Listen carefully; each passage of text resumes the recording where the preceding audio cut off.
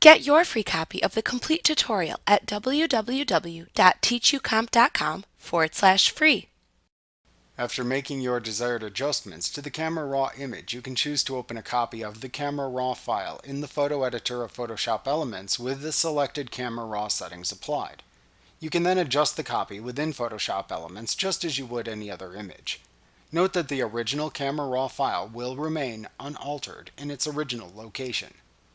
To open a copy of the image in the photo editor, simply click the Open Image button in the lower right corner of the Camera Raw dialog box after making the desired Camera Raw adjustments. After opening the file in Photoshop Elements, you can modify it and then save it in a Photoshop Elements supported format if desired. Like what you see? Pick up your free copy of the complete tutorial at www.teachucomp.com/free.